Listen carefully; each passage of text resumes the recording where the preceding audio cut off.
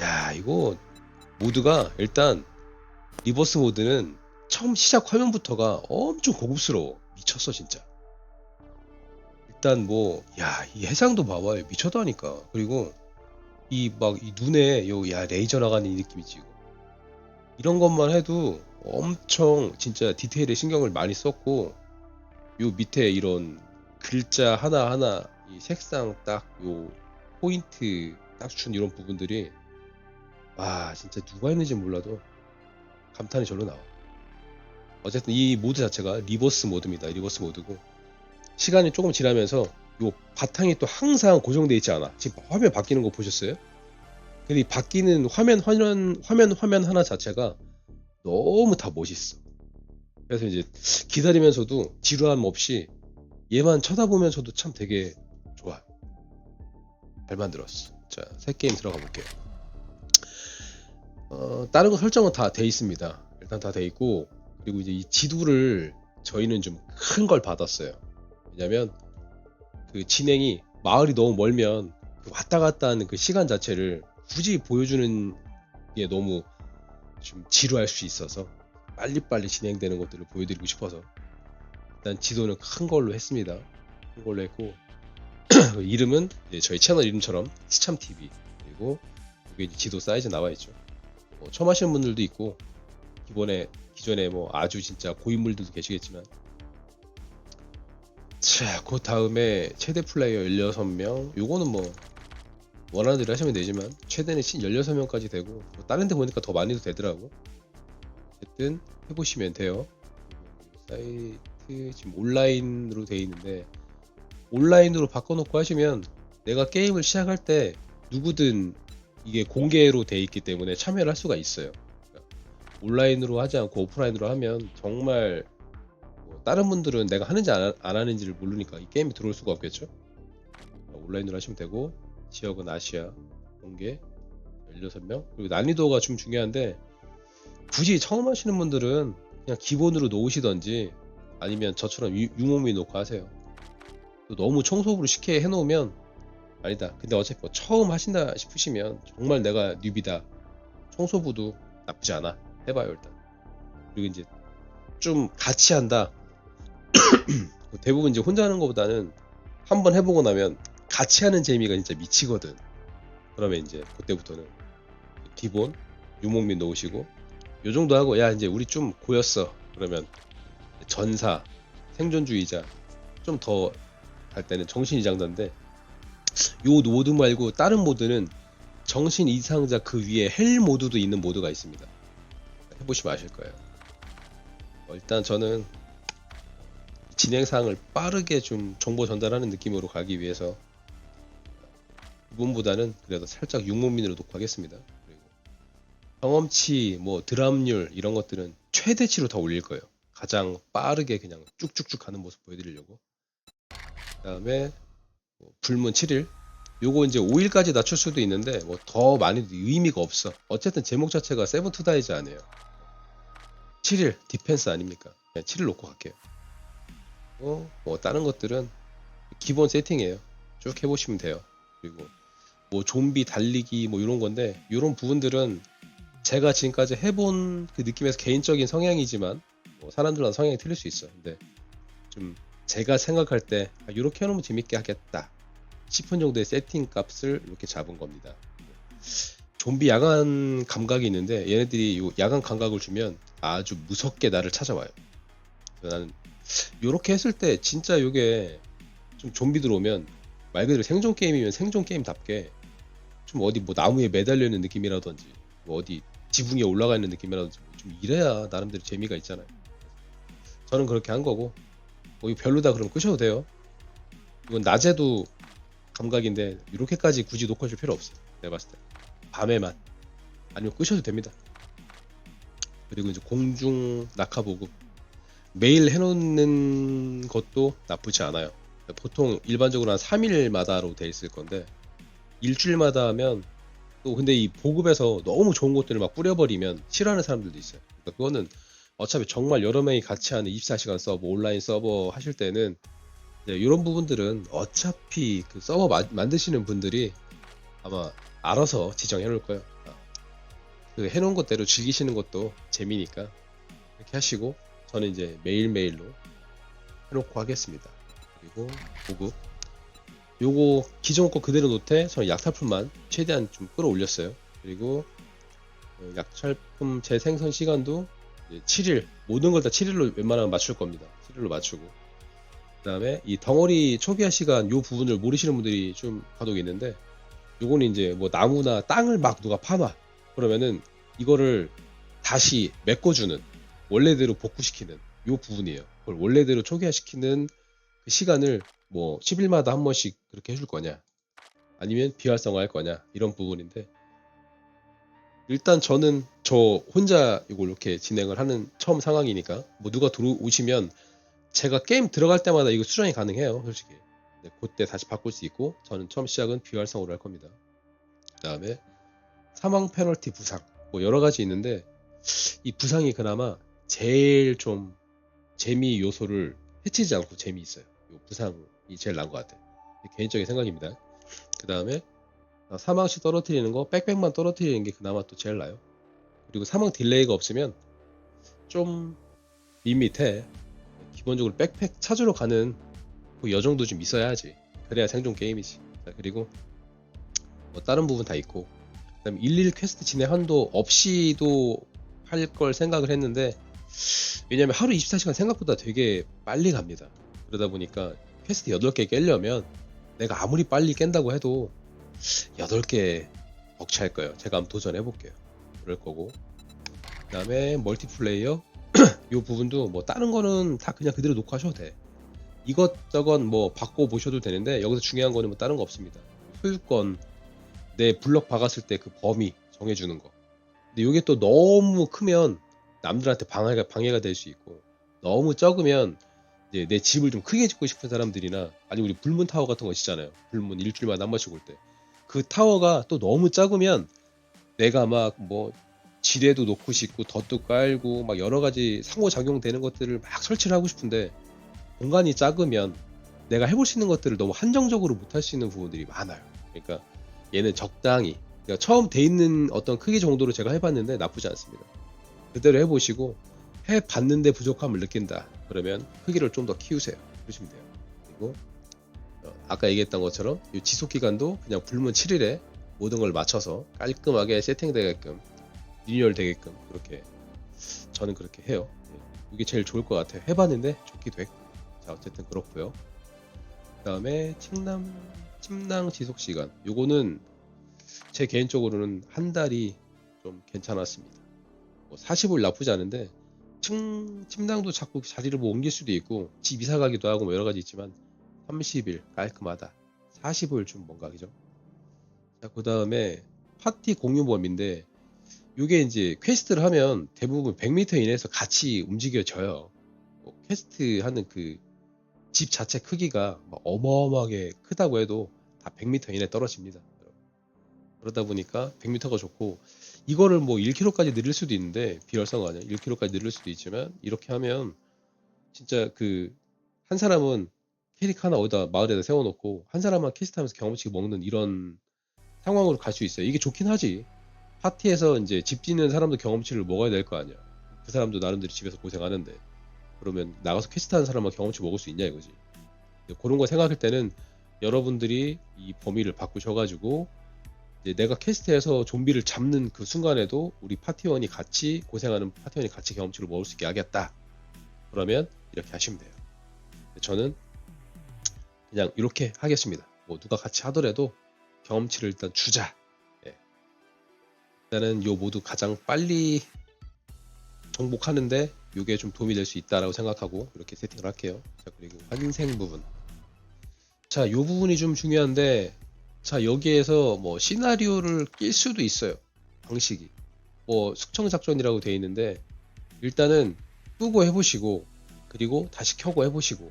요거는 저도 아직 안 해봤지만, 일단은 저는 이제 끄고 한번 해보겠습니다. 왜냐면 이 리보스 모드 자체가 안치가 않아. 해보신 분들이.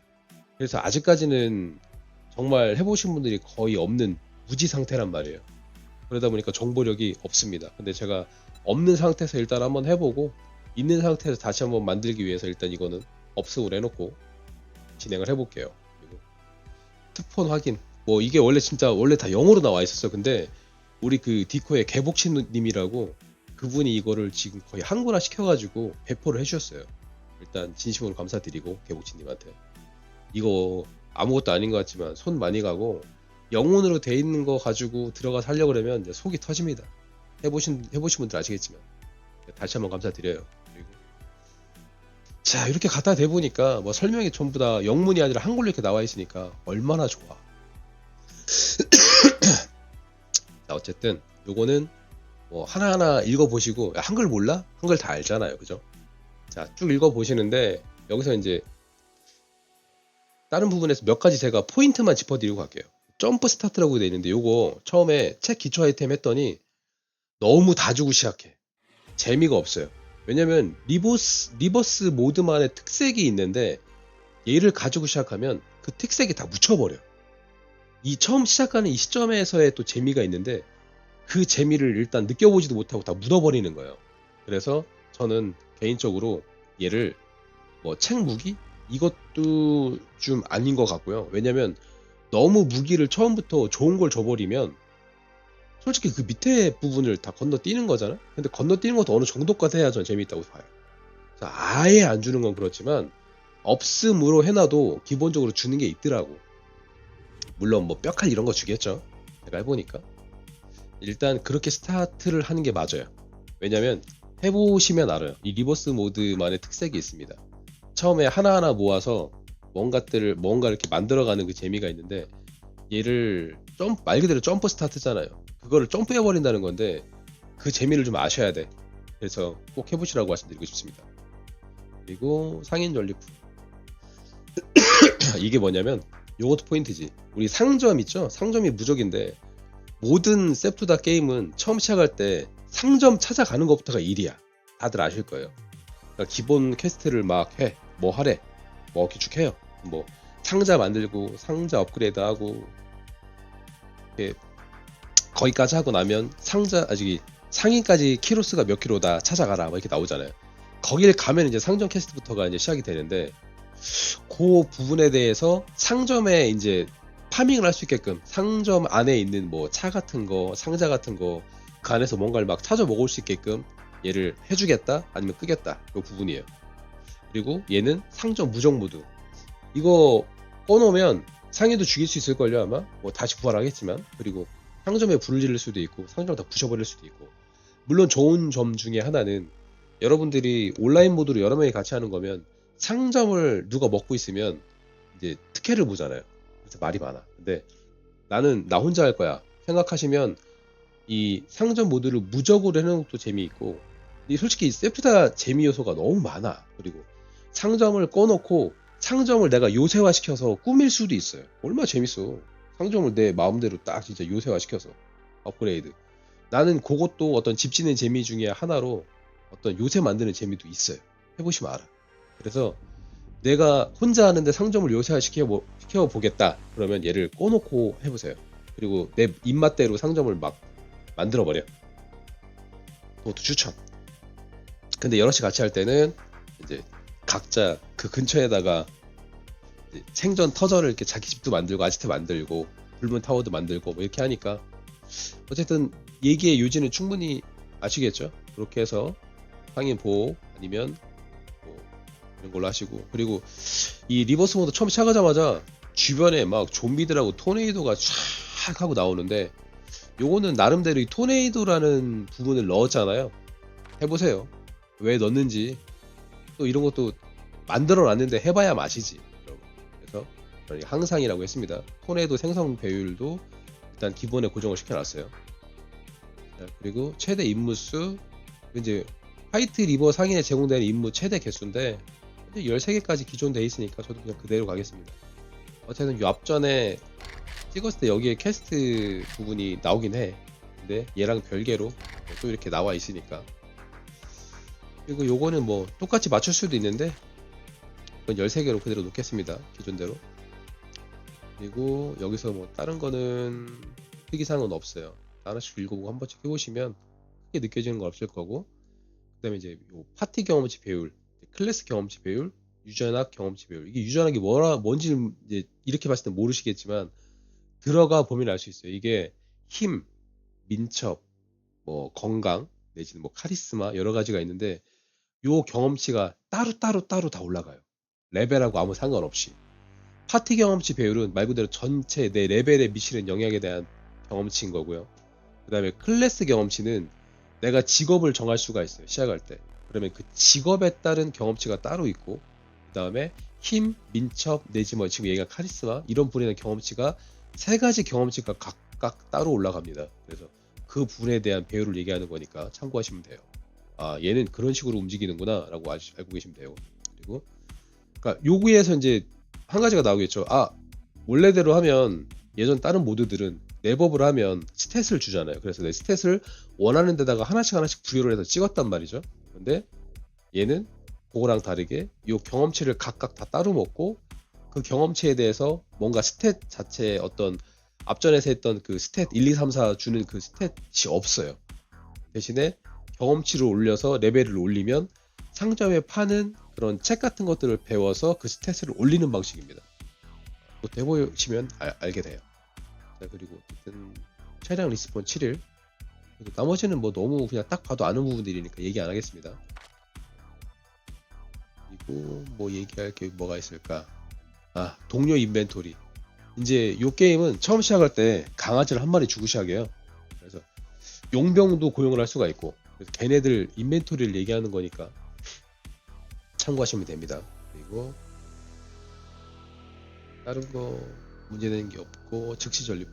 그리고 이제 요거는 켜놓지 말고 꺼놓으세요. 왜냐면 요거를 뭔지 모르겠다 그러고 즉시 전리품이니까 뭐 좋은 거겠지 하고 키시면 그 상자 같은 거 파밍할 때 딜레이가 전혀 없이 그냥 순식간에 열려요.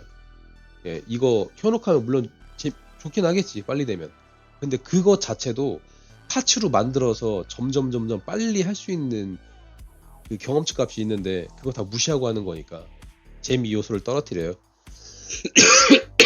그래서 비추 그리고 블록 화재 발생했는데 얘는 처음 시작하면 상점에 소화기도 팝니다. 근데 이런 디테일한 부분들 때문에 블록 화재 발생이라는 부분을 넣어놨는데 아예 뭐 안 쓰면 그만이지만 이 모드의 모든 재미를 다 느끼고 싶으면 저처럼 넣어요.